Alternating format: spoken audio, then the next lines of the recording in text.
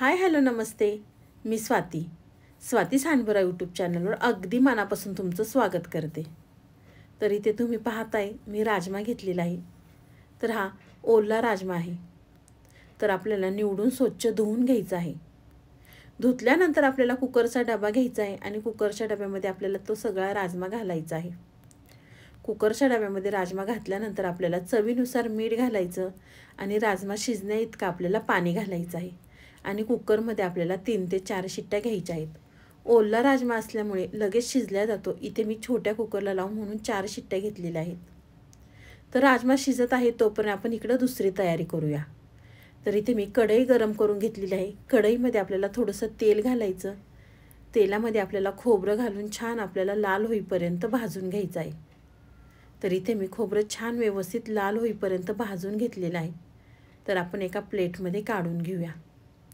खोबरं भाजल्यानंतर आपल्याला कांदा घालायचा आहे. तर इथे मी 2 छोटे कांदे घेतले होते.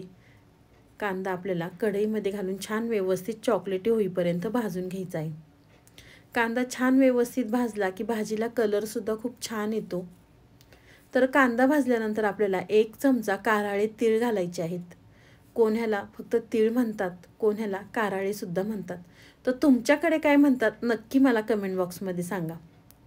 तर काराळे आणि तीळ छान भाजल्यानंतर आपल्याला लसूण घालायचं आहे. इथं मी 7 ते 8 पाकळ्या लसूण घेतला होता.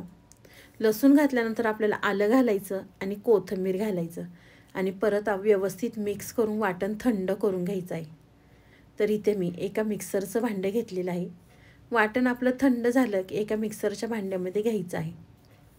तुम्ही माझा व्हिडिओ इथपर्यंत पाहिलाच आहे आणि तुम्हाला जर माझा व्हिडिओ आवडला असेल तर प्लीज माझ्या चॅनलला एक सबस्क्राईब नक्की करा. तर मिक्सरमध्ये वाटण घेतल्यानंतर छान आपल्याला त्याची बारीक पेस्ट करून घ्यायची आहे. तर इथे पाहू शकता तुम्ही मी छान बारीक पेस्ट करून घेतली आहे. तर आपल्याला त्याच कढईमध्ये भाजी करायची आहे. तर इथे मी कढई गरम करून त्यामध्ये आपल्याला गरजेनुसार तेल घालायचं आहे. तेल घातल्यानंतर आपण जे वाटण वाटून घेतलं होतं आपल्याला ते वाटण घालायचं आहे आणि छान व्यवस्थित आपल्याला परतून घ्यायचं आहे. वाटण भाजलं की जास्त परतायची गरज नाही लागत. इथं आपण अगदी 3 ते 4 मिनटं वाटण व्यवस्थित छान परतून घेतलेलं आहे. वाटण छान व्यवस्थित परतलं की आपल्याला मसाले ॲड करायचे आहेत. तर इथे मी कांदा लसूण मसाला घातलेला आहे. कांदा लसूण मसाला घातल्यानंतर आपल्याला अर्धा चमचा बेडगी मिरची पावडर घालायची आहे. अर्धा चमचा आपल्याला मिरची पावडर घालायची आहे. हळद घालायची आणि आपल्याला अर्धा चमचा गरम मसाला घालायचा आहे.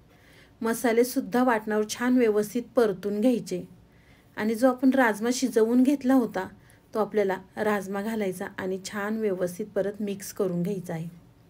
अजूनसुद्धा तुम्ही व्हिडिओला लाईक केलं नसेल तर प्लीज एक लाईक करा. साईडचं बेल आयकॉनसुद्धा प्रेस करा म्हणजे सर्वात आधी तुम्हाला व्हिडिओ माझे पाहायला मिळतील. तर राजमा छान वाटणावर परतल्यानंतर आपल्याला गरजेनुसार पाणी घालायचं आणि छान व्यवस्थित मिक्स करून घ्यायचं. तर तुमच्याकडे ह्याच पद्धतीने ओल्या राजमाची भाजी करतात का? करत असेल तर नक्की मला एकदा कमेंट बॉक्समध्ये सांगा. तर गरजेनुसार पाणी घातल्यानंतर आपल्याला चवीनुसार मीठ घालायचं आणि भाजीला छान व्यवस्थित आपल्याला उकळी घ्यायची आहे. तर इथे पाहू शकता भाजी छान व्यवस्थित उकळलेली आहे. तुम्ही जर माझ्या पद्धतीने ही भाजी केली तर कढईमध्ये शिल्लकच राहणार नाही. एका भाकरीच्या ऐवजी तुम्ही 2 भाकरी खाताल. एवढी छान आणि चविष्ट राजम्याची भाजी होते. तर भाजी छान उकळल्यानंतर आपल्याला भरपूर कट केलेली कोथिंबीर घालायची आणि छान व्यवस्थित परत एकदा मिक्स करून घ्यायचं. तुम्हाला माझी आजची रेसिपी कशी वाटली नक्की कमेंट बॉक्समध्ये सांगा. तर बाय.